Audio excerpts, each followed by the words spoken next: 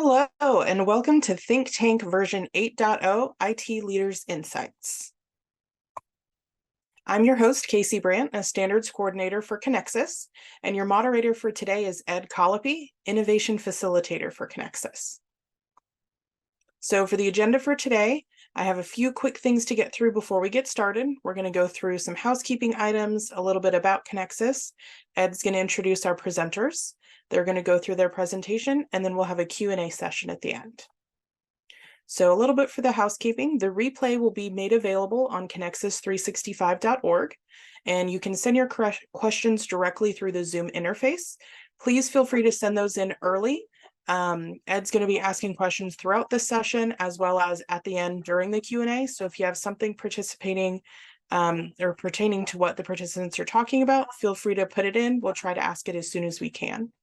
And also PCI credits are available for qualifying live events. So please contact us if you're interested. So this is just a slide that our lawyers make us put in. The views and opinions are solely of those of the speakers and not Conexxus itself. And a huge shout out and thank you to our 2023 annual sponsors at Conexxus. The extra support is really appreciated and allows us to continue the work that we do on behalf of the industry. So about Conexxus. Conexxus is a nonprofit technology organization. Our members really do the heavy lifting. So we provide a neutral forum where retailers and vendors can network and come together to create standards through white papers and solutions that are beneficial to our industry. We educate through events like this one at Conexxus365 and also infographics, white papers, the like. We advocate on a technical level at other organizations to help steer the conversation around standards and policies so that changes don't negatively affect your business. So for Conexxus365, we're an educational webinar series with monthly webinars. So make sure you're subscribed to our email list and that you check out the website to be notified of future webinars. We'll be having our quarterly Connect with Conexxus next month on December 7th. And if you'd like to contact us, you can have our email there and you can mention LinkedIn and look for Conexxus.org. All right, now I'll turn it over to Ed Colopy to introduce our speakers for this webinar event. Excellent. Thank you, Casey, for the great introductions. And welcome, everybody. Good day. Some of us are already in the afternoon and others, I'm sure, still bright and early in the morning. And I'm really excited to be joined by three convenience, retail, energy, IT leaders who unusually, I've had the opportunity to spend some time with each of them individually over the last couple of months. That usually doesn't happen in this day of Zoom meetings at all. So it's great to know that I've shook the hands and said hello and been face-to-face with the panelists. And they're really ready to share their insights into the impact of technology on their businesses. And we'll be hearing perspectives across the spectrum of different size convenience retailers today. So first, up is Clifton Dillman. He is the CIO at Family Express. They're based in Valparaiso, Indiana, which sits in between Chicago and South Bend, Indiana, with about 80 sites. And they've just announced plans to get to 100 stores through new to industry builds with a new design. Also joining us is Erica Dykstra, who is the VP of Technology for Jackson's Food Stores in Boise, Idaho, with about 300 stores or over 300 stores in the Western states. And they also have their own distribution center and food production facilities that I was able to visit recently just outside Boise that supplies their stores. And last but not least, joining us is Donnie Rhodes, who is the Director of Business Development, which means he wears many hats in the family business, the Convenience Group. They're a small operator in Vancouver, Washington, which sits just across the Columbia River from Portland, Oregon. And each of their stores are customized to the local consumer base and the community. And we want all of you to be a participant and a part of the panel today. So I'll be watching for your questions, as Casey said, and your comments throughout the session. And we'll cover at least one audience question as each presenter wraps up. And then we'll get to more of your questions and comments towards the end of the webinar. So please do submit those questions as we go. So let's get going.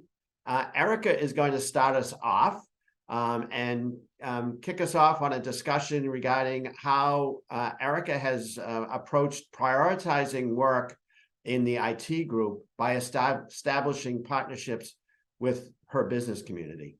Erica? Thanks, Ed. I appreciate that. And good morning, everyone. Yes, one of the things we've had lots of discussions about in different forums, and I even had some similar discussions at NACS with others.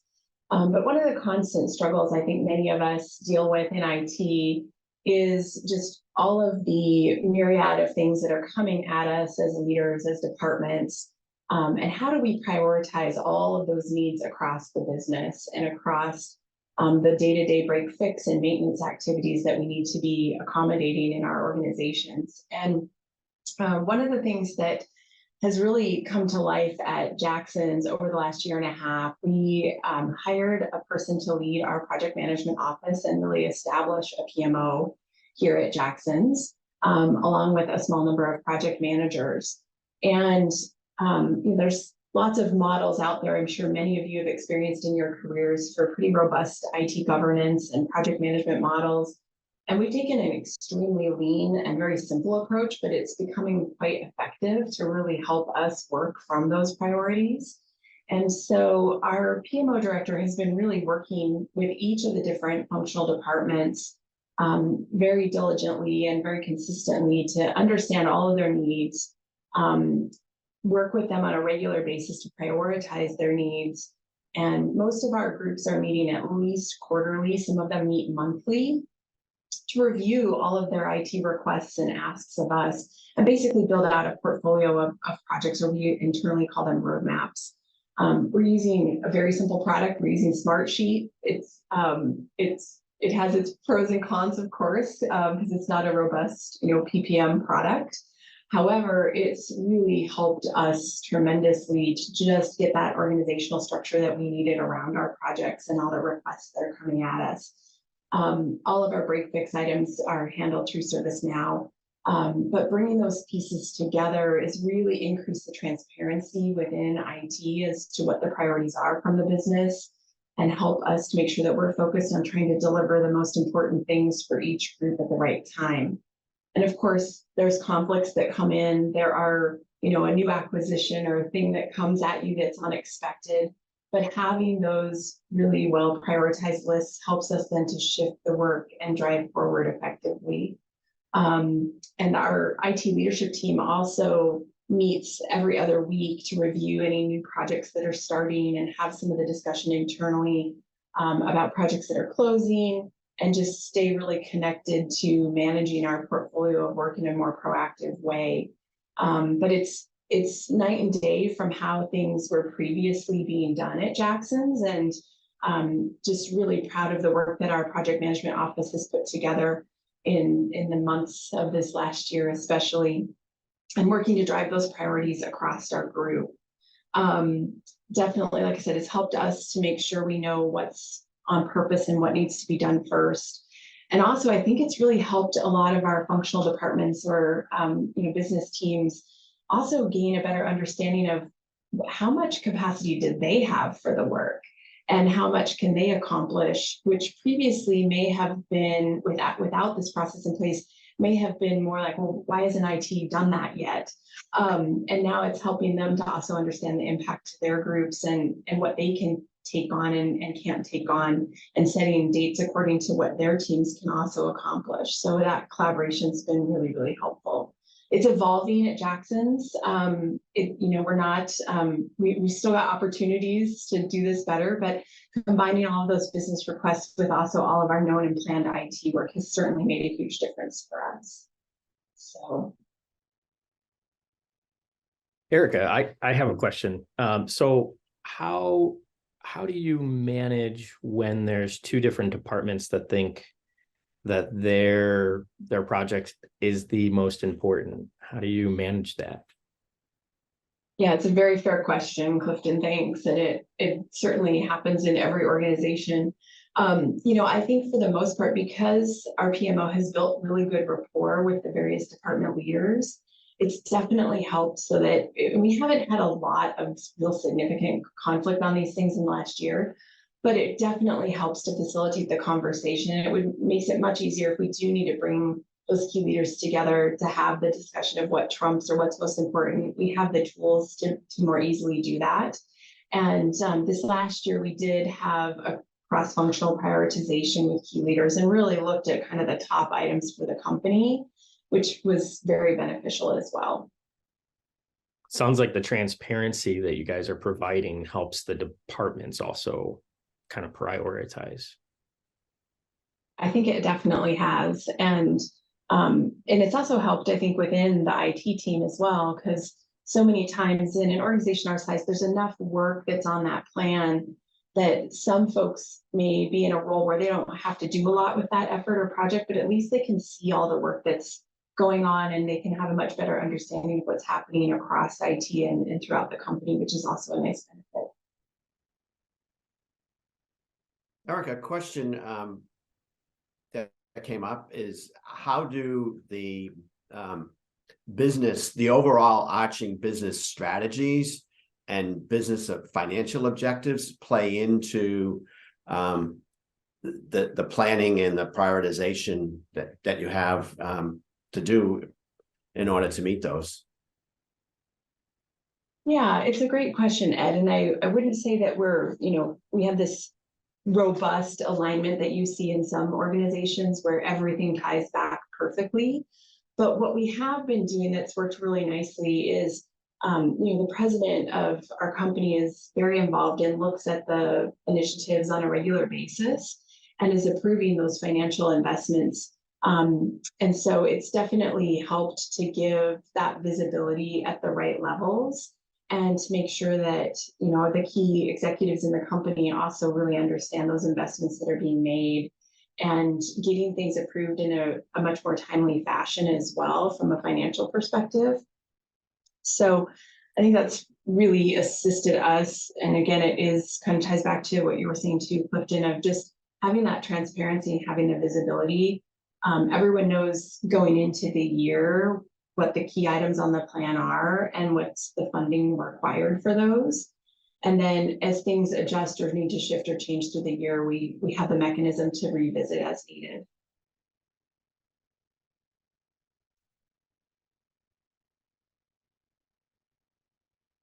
Erica, it also sounds like you've kept things simple, at least at this juncture. And I think that probably fits well for, probably our audience today that are representing in our panelists that represent, large companies like yourself, mid-sized companies like Clifton's, and the smaller folks like Donnie. My guess is by keeping it simple, what you're suggesting too is that what's working for you could work for smaller companies as well.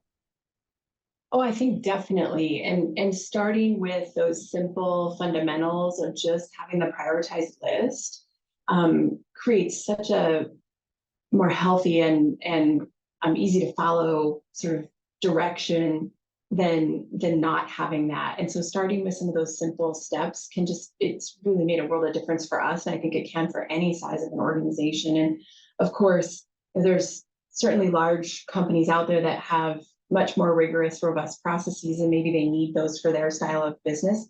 But finding the right mechanisms that are tailored to work for your company is very important. And this kind of lean mechanism for us has definitely been very helpful to our IT department. And again, making sure that we're delivering on the right things at the right time and not just to the person that maybe is the most vocal or what have you. It's giving us a good roadmap to work from. So. One other question that came up is you mentioned the idea that your portfolio of projects really leads to your roadmap. And I'm wondering about roadmaps kind of in general, right? There's a number of them that are published out there, whether it's from Forrester or Gartner and, industry think tanks like those companies, or even the one that is presented at the NAC show each year by the Conexxus team. I'm wondering, outside roadmaps, how do they influence what ends up being part of your portfolio? Yeah, I would say it varies a little bit, but I think working with each of the departments and those key leaders know what they need for their department and for their function and where they want to head next, and just continuing to get those added to their list certainly helps aid in those things becoming reality and becoming part of where we're headed next. And I think from an IT and a more technical perspective, because we too have our list of efforts and projects, as there are things that we know we need to do or mature, we're just adding them to our list and leveraging those as part of our planning process and looking out each quarter to what we're going to be focused on and working on next. Well, very good. It sounds like you're well on your way to some level of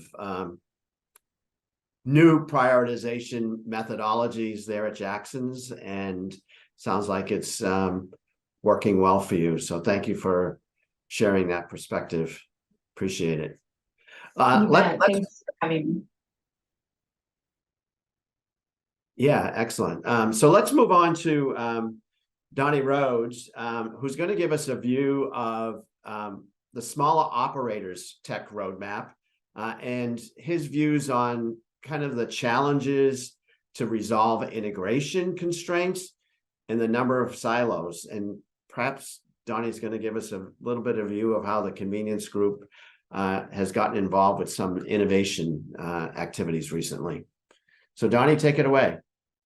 Thanks, Ed. Hope everybody can hear me okay.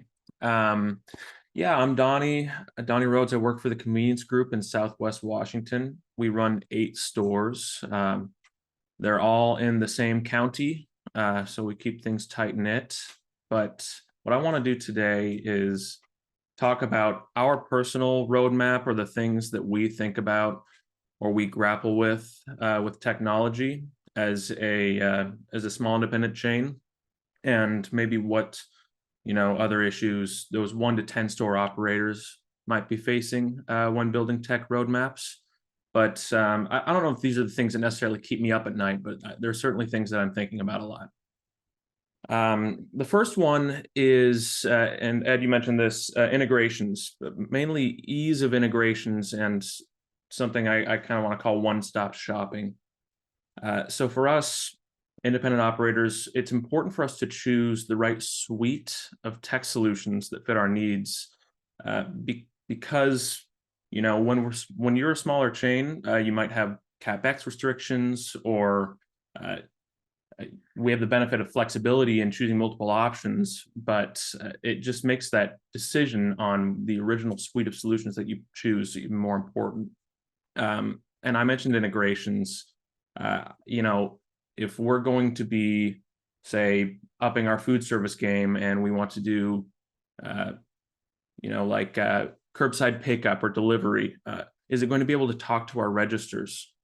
That's the kind of thing that we're thinking about. And there's obviously, to say that there are dozens I know there's more like hundreds of these solutions out there from small to mid-sized technology companies. So it can be daunting, but at the same time, I also enjoy the place where we're playing, in that, again, we can be pretty nimble on our feet when choosing these solutions. And when we're choosing, different vendors in the tech space, I also, I extend our organizational philosophy with all of our vendors, which is, I want to make sure that they're going to be able to grow with us. I think this is important for a company of any size, but particularly, small to mid-sized chains. I think it's important when you can leverage supplier partnerships. So, if we're going to be choosing a suite of tech solutions, are we just purchasing or licensing the use of a tool, essentially? or are we gaining a partner in the industry? That's definitely something we're thinking about. Ed, you mentioned silos as well. It relates to the different integrations, and if you have too many third-party services, we really want to avoid silos, especially in regards to data. So we don't want to get bogged down because, if you're getting one solution from this company, another from this one, odds are they're not going to talk to each other. And if you want them to, you're either going to have to pay for it or you're going to have to convince them to pay for it themselves somehow. Which, we have a lot of good friends in the industry, but sometimes it's not as simple as just sending an email to, some tech person at this company that you don't know and saying, hey, I know we just paid for your software, but turns out we actually needed to talk to this software. Can you please help us out? Those are the situations we want to avoid. Sort of related to this, I put something down here in my notes. I don't know if anybody else experiences this, but I think there's such a thing as dashboard fatigue. If you've chosen too many third-party services, it feels like everybody has a dashboard. And again, you could be collecting data from like 12 different points. And if they don't talk to each other, my $1 billion idea is I'm going to create a dashboard for all your dashboards. If anybody in the audience knows how to make a dashboard, go ahead and hit me up after the end of this. But in all seriousness, we're looking to make sure that we can integrate all our sales. I mentioned food service. If we're going to be doing curbside pickup or delivery, is that going to end up in the same spot as a normal candy bar purchase at the register? If you're going to have website sales, are those going to be communicated into the same spot at the end of the day somehow? If you're building a loyalty or choosing a loyalty service, customer data in that same line, are we capturing that but not losing it in the shuffle somehow? How are we going to make it meaningful? Where can we assign it to sales? Can we assign customers across multiple points in our tech structure, like if they decide to order takeout food versus come into the store and buy a candy bar? Do we lose that identity somewhere in the process? I mean, data is great. We can talk ourselves in circles about the importance of data and collecting it, but you can collect all the data in the world and it can be useless if you can't find out how to integrate it or interpret it the right way. So that's something we're definitely thinking about as well. I mean, that's an issue I think every company thinks about. And that kind of leads me to my third point, which is finding avenues for innovation with low barriers for entry.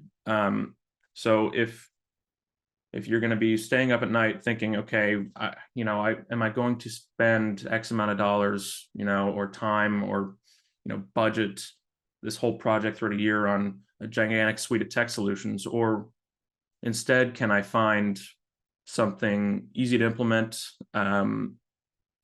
cost effective, that can be potentially, like maybe revolutionary in your store, and translating some form of your operations, either your back end or for the customer experience side, to something totally new for you. We have been playing around with a tech partner in the industry on using near field communication, specifically with our point of sale material. So for anybody not familiar, NFC is what makes tap to pay work. And I'm sure we all know about that, but it's not just used for payment. You can actually tap your phone to any NFC tag and it will prompt whatever you want it to. In our case, we're having customers get sent to websites, and our goal is to use these little tags to either communicate product information. We have a lot of higher quality wines and craft beer in the Pacific Northwest, but you can't necessarily list a whole paragraph next to each SKU on the shelf. You simply don't have room. So what if we could instead enable customers to learn more about a product with just a tap of their phone, right? Drive exclusive promotions. We've been playing with that the most. Tap here for offer, essentially. It could be tap here to access the 2-for-1 on a certain beverage. Tap here for, a BOGO or a buy two, get one of these. And that's been pretty successful so far. And then the last thing that we will probably be exploring in 2024 is, when we build out a loyalty solution, it's an avenue for loyalty adoption.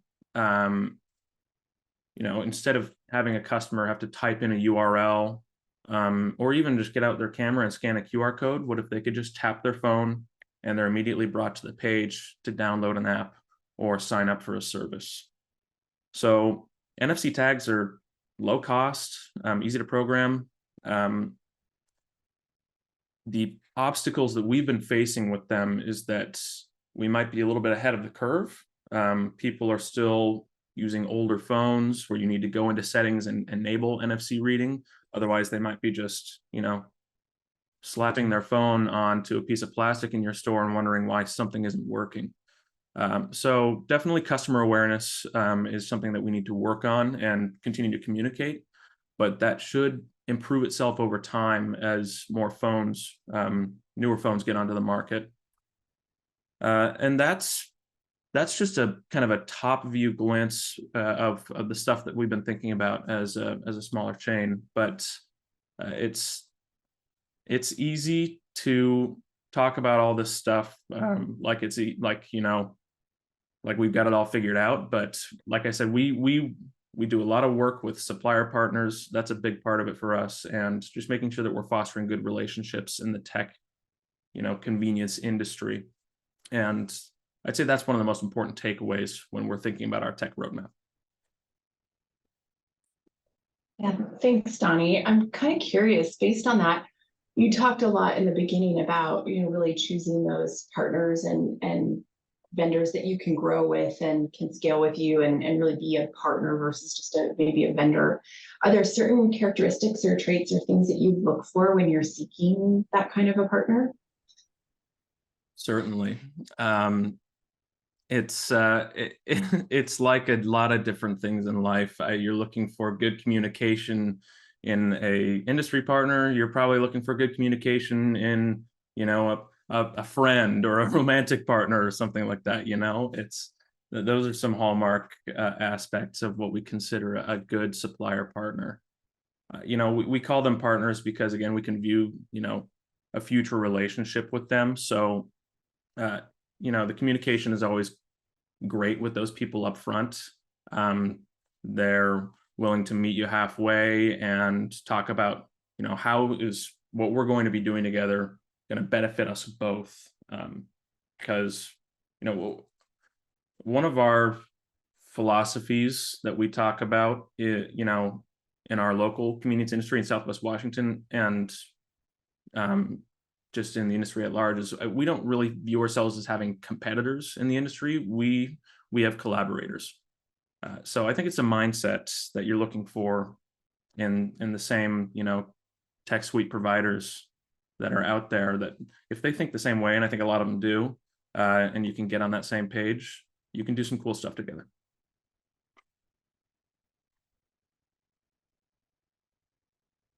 Just a reminder, I'd encourage our audience participants to become a panelist as well. So if you have a question or a comment, please send it along and we'll get it covered. Appreciate the ones that have come through. Donnie, you mentioned that the NFC technology and using it for an offer, but I think we also heard that maybe you don't have loyalty yet. So how does the NFC offer work without loyalty? So we're partnering with this company that's providing us the NFC tags, and we're really just kind of working together. This goes back to the partnership again. We're running a pilot for them, essentially. This will be the third iteration of the pilot. And so they suggest, hey, how about this time we do a Coke 2 for, that's just a random example. And you get, a Monster Energy if you buy 2 Cokes or something like that. And that's just a simple mix and match deal in our backroom system. It's not anything that requires customer information or use of an app. It provides us with, ideally more sales at the end of the day, and kind of a cooler customer experience for our customers. It provides them with data on how these devices are working, what's the adoption like, are they having technical issues with certain devices? Are certain locations in the store better than others for these devices? So right now we're both growing, essentially. It's been a really cool process. And then speaking of data, the question is, how are you putting data to use, and have you had to really, how have you dealt with I guess this conflict that you talk about regarding data that's in different silos, or may not be matching up, or yeah, I think it's important to maybe work backwards in some senses, where look at some KPIs, or what information are we trying to learn at the end of the day, and then what tools do we have, or what tools do we need to build or maybe purchase to get that information translated and turn it into meaningful information. So, I mean, the easy stuff is, you can do all sorts of things with your sales volume and your transaction data. And then we have scan data as well. And that's something that you can open up a whole can of worms of how you want to leverage that data, how you want to translate it. If you want to, integrate it into a dashboard, like I mentioned. And we're in the throes of that right now. But like I said, it's important to know, I guess, what's important for you to learn about your business at the end of the day, so that you can figure out how to build those tools.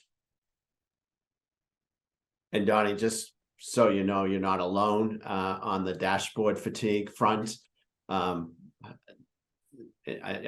As most people know, I participate in a number of different groups, and I hear about dashboard fatigue from many. And one larger company, even larger than Erica's, has attacked the problem of by building their own kind of one dashboard. But even that is taking time and energy. So, but so that you're saying they're beating me to my idea of a dashboard for dashboards. They have, but but that's okay. I'll link you out. And then just your comment on partnerships. I think Erica followed up with that question. Again, just that's another thing that I hear, particularly from mid to smaller retailers, the importance of those partnerships and how they can make a difference and advance innovation at companies. So again, I think that's good words of wisdom for the industry to hear, and to hear that it's working. Certainly. Yeah. So thank you. So let's move on and let Clifton take us through his thoughts on today's big buzz around AI, and related to that, it becomes the issue of security. So Clifton. Thanks, Ed. Thank you everyone for joining, by the way. So my thoughts, what I wanted to talk about was AI in general. And obviously some of us have been using AI for some time now. We have a loyalty provider that's been providing AI for over 3 years. They put our customers in individual buckets. And there's other vendors and other tools that we're using today that have AI integration. And a lot of those companies are looking to expand what they do today for us. However, obviously with the release of ChatGPT and other tools, there's a lot of buzz around AI and what it's going to do. And really it's going to be transformative, or it's going to transform everyone's business in some way, shape, or form. So if you aren't looking at how you can use it, I think you're going to end up falling behind. But with that, we have to do it in a smart way. One of the things we've started to look at are some tools. One of them is a tool called GPT Trainer. And it's a system, it's a website out there that you can upload SOPs, documents, whatever type of information. It's completely siloed to your account. Nothing is integrated with public information. And you can have basically a chat GPT trained around what you train it on. So you can, and you might ask, what, you know, I can search a document repository for a clause, you know, a keyword, and I can find documents related to it. What it can do and how you can use it within different departments. My end goal and my vision is to have every department have a chat GPT that kind of answers that first tier question. So for example, we have a 24/7 help desk for our stores, and we are putting all of our SOPs up there, but we're also putting operational documentation. So we can upload thousands of pages of, you know, how do you manually stick a tank if your tank probes are off? How do you do this? How do you do that? Where do you find the fire extinguisher, et cetera, et cetera? And the goal would be to have those stores, you know, 2 o'clock in the morning, something's going on, an alarm's going off, they need to stick for water. They don't know how. It's been the first time they're ever out at that store. They can ask ChatGPT from their iPad or from their backroom computer, wherever they want to, whatever device, and say, how do I do this? Or, you know, where do I find the fire extinguisher? And these are real questions that have been asked. So I'm using real world examples, right? And what's also great about this tool is it holds historically every question that's ever been asked. And it shows you the response that it gave that person. So in a lot of ways, we're not covered. And there's a lot of questions that get asked that we don't have an SOP for, we don't have an installation guide for. And I think the power is then to take that and adapt and create, fill in the gaps where you have gaps. And it's not really to cut out the first level person, right? I mean, we're going to get better. We're growing, as Ed talked about. It's about being able to do more with less. That's one. And it's also about getting the answer quicker. So even though we have a 24/7 help desk, a lot of times we have one person on shift in the middle of the night. And if there's multiple stores that are calling, you might end up staying on hold for an hour while you're trying, you know, while someone's working on an emergency. So I think the goal is now you have a chat GPT that might be able to answer their question in a minute or less, and they can get on with their business, and they can get on with helping and growing relationships with customers, which is the most important thing. There's a site out there that I will also want to bring up. It's called there's an AI for that.com. And these tools are growing at an exponential rate. I mean, there's over 10,000 AI just listed on this website. And I'm sure there's plenty that aren't even listed on here. And, you know, everything from coding to answering calls to quizzes.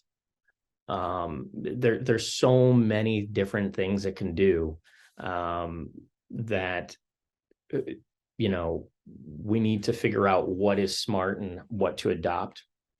But I want to bring it back to security. And the most important thing is that you're making sure whatever you're putting into ChatGPT isn't confidential information, isn't going to be publicly available if someone were to kind of fish it out of ChatGPT or a like program. So we need to make sure we're using tools that are smart, tools that are secure. And that kind of leads me to the very last thing I wanted to talk about, and that is everyone should be thinking about implementing some type of AI policy at their company. And the reason is because it is so easy to get into the AI environment. It's a website, and it's no more difficult than using Google. The difference is, if you have users, maybe unbeknownst to you, putting in Excel sheets of fuel data to try to analyze the data, all of a sudden now, if that's in ChatGPT, that's publicly available. That's out there. It is going to learn from that. And it could technically be asked to divulge information like that. So you need to be really careful for all of your users, how you're stipulating what kind of information can be used in there. And you can ask ChatGPT for help in writing a SOP, a policy. So these aren't things that are super difficult. It can give you some key points to look at. But I encourage everyone, if you don't have an AI policy, to look at that. Obviously get, other departments involved that would need to be involved, but we need to make sure we're keeping our confidential information confidential.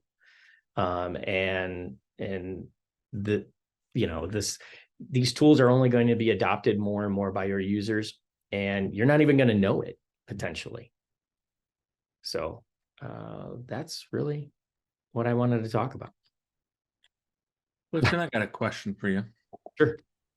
Do you, I'm really fascinated by the idea of uploading, like operational procedures to ChatGPT. Like we're gonna have to explore that at our chain so that, like you said, at 2 a.m. if an employee needs to troubleshoot something, they don't have to call a random helpline and get stuck for a few hours. But in terms of customer facing solutions, are you guys exploring anything with AI that customers will interact with, and how transformative could that be? Well, our loyalty provider is actually working on answering help desk or help tickets coming from customers, with that first tier going to an AI generative bot. So we are absolutely doing that. However, we're leaning kind of on our loyalty provider, who is very forward thinking.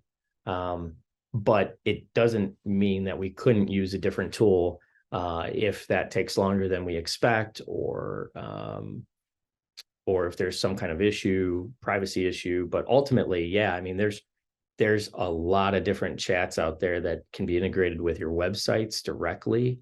And these are not difficult things to do anymore. A lot of this is very simple.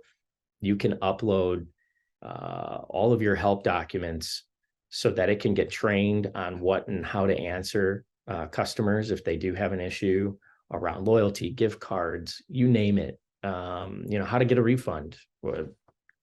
The sky's the limit. And I want to touch on one other thing, because we can focus on the customer, and I think that that's really important. But I think that, at least for my IT department, every person internally at Family Express is a customer, right? So, and there are times when, there are so many installation documents for all the different systems that we use here. And a lot of it isn't publicly accessible. So you can't go searching Google for an answer for your specific POS provider, because those documents are confidential and aren't out there. But you can train your own GPT trainer that is all private, and you can have something that you can ask, and it might be buried in thousands and thousands of pages of documents, right? I mean, again, I can search a keyword, but it doesn't mean I'm going to get to the promised land if I'm searching thousands and thousands of documents and pages. A lot of this can help us be more efficient internally and really get us that first level help internally for all of our customers and for external customers. So I think it's going to be very powerful in the future.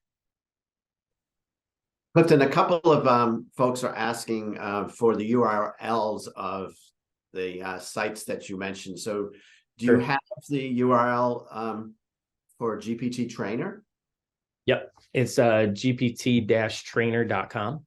Okay, great. The one And is theirs. yeah. You want me to put it in the chat?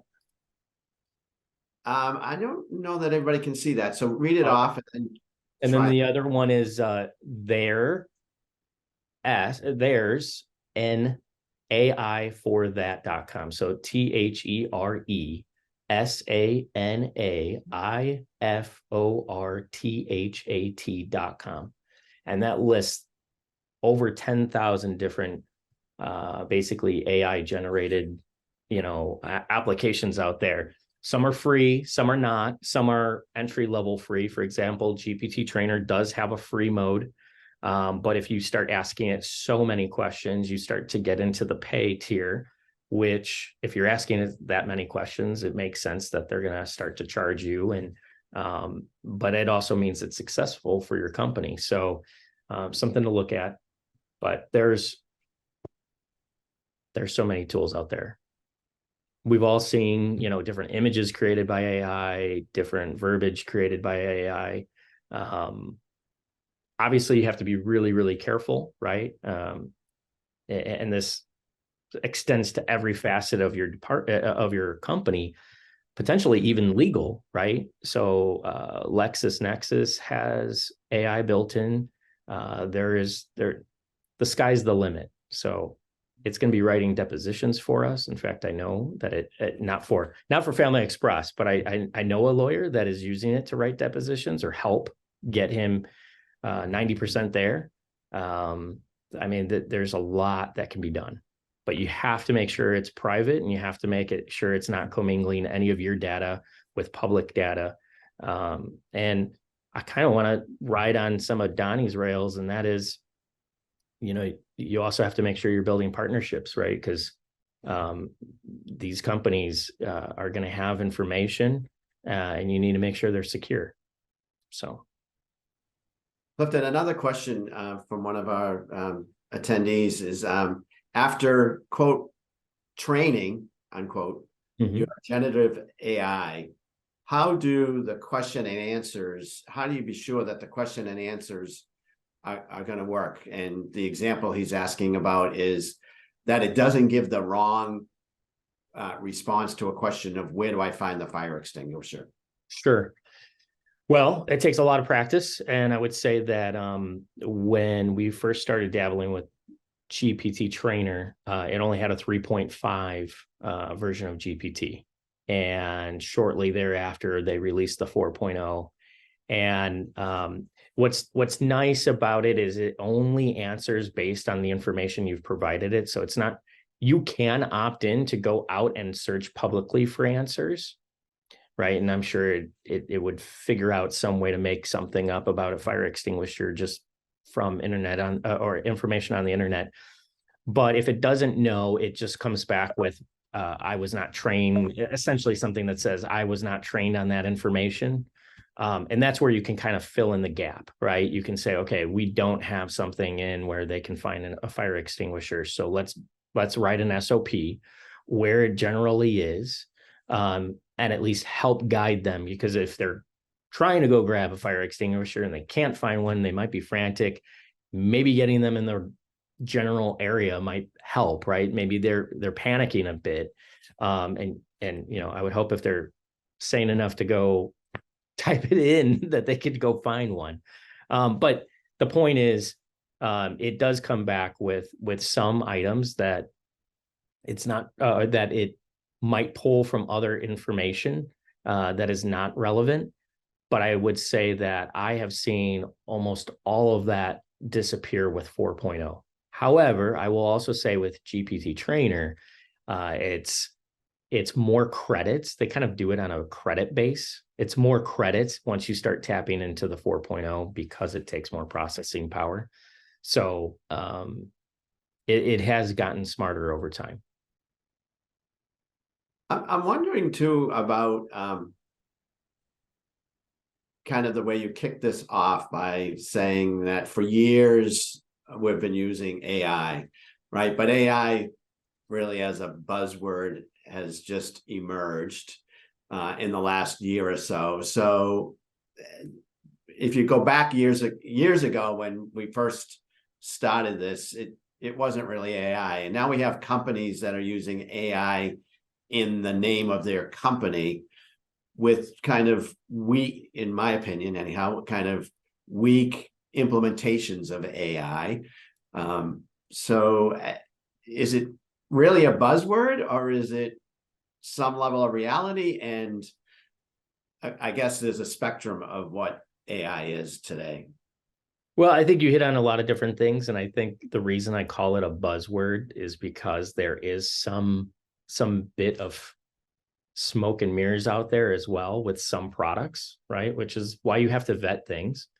But no, I don't think that 3 years ago they weren't using AI. I think they were using AI, but it was in a very direct and isolated environment. But it was still the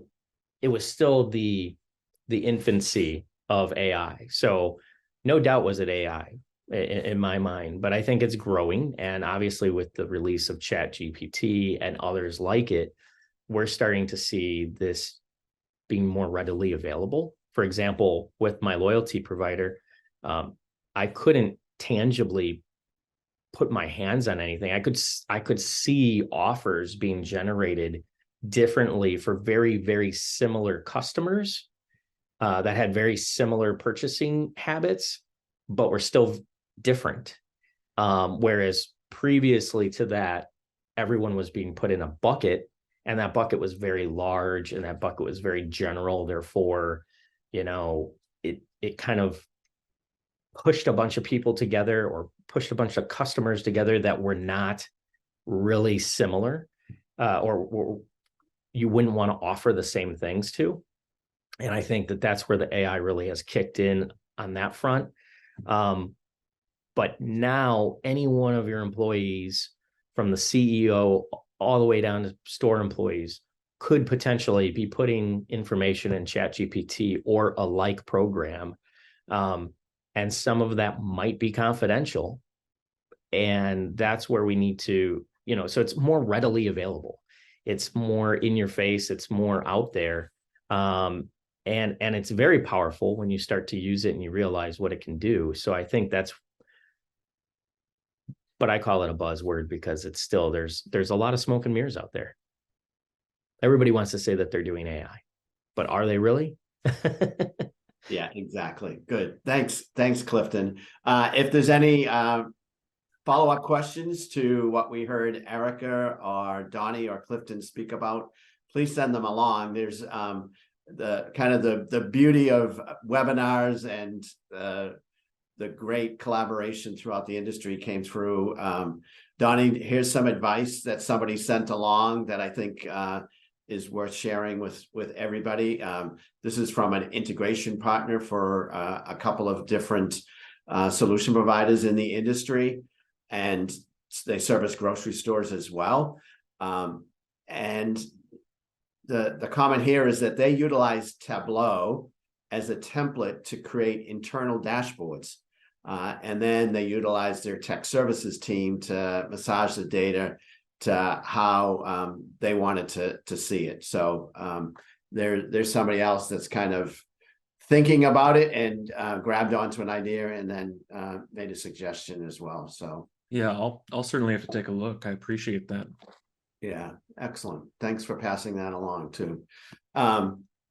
Another question that got generated, or Donnie, you helped generate, the audience is asking about, is given the pain of data silos and needing to spend money to integrate, do you, and I'd encourage Erica and Clifton to comment on this as well, do you see any specific targets or applications for standardization that would solve specific problems?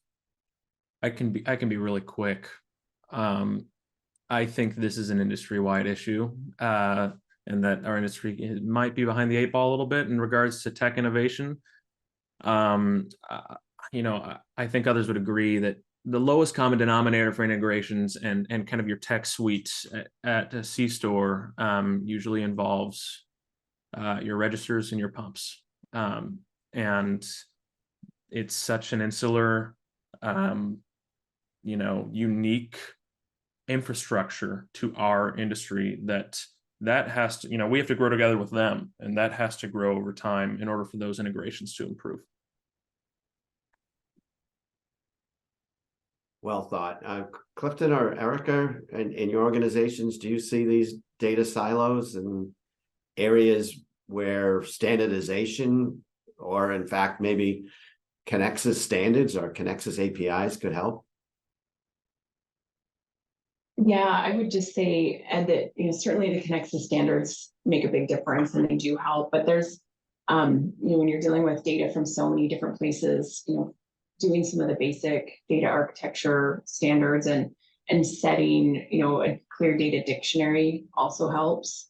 In addition to that, there's lots of integration platforms as a service that are out there and available. Some of them can be quite costly, but that may be a way to leapfrog into having a more easy way to integrate. And some of the partners in the industry are creating that and embedding it into some of their products, which is also making a difference in certain places, but definitely a challenge with the data we have from so many locations. I agree with Erica.